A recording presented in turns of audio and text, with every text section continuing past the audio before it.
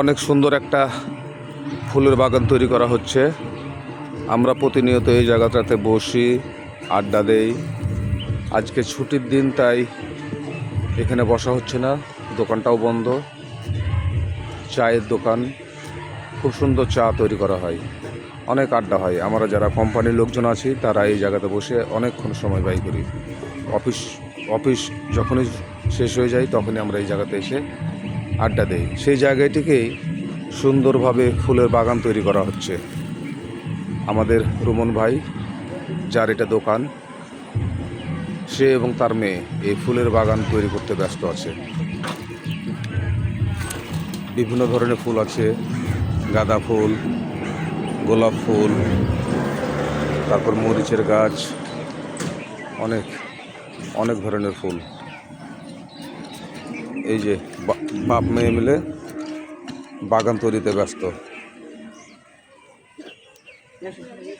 অনেক সুন্দর সুন্দর গাছ ছিল, কিন্তু শীতের সময় গাছগুলো নষ্ট হয়ে যাওয়ার কারণে ফুলের গাছগুলো অনেকটা নষ্ট হয়ে যায়। আবার নতুন করে ফুলের চারা রোপণ করা হচ্ছে।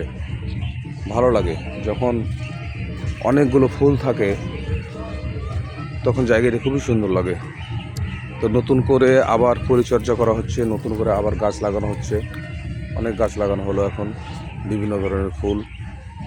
জায়গাটির সৌন্দর্য বৃদ্ধির জন্য এই কাজ, কারণ অনেক লোকজন আসে এই জায়গাতে বসে, একটা মনোমুগ্ধকর পরিবেশ তৈরি করার প্রচেষ্টা।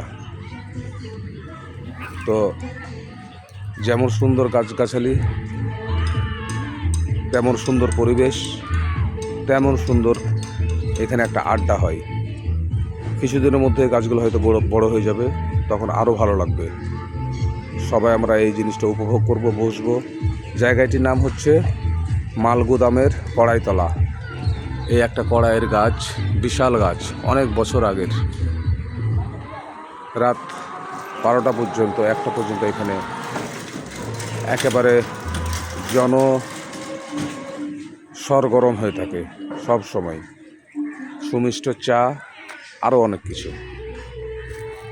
তো সবাই জায়গাটাতে আমরা এসে সময় উপভোগ করব, সময় পার করব, ভালো লাগবে অনেক।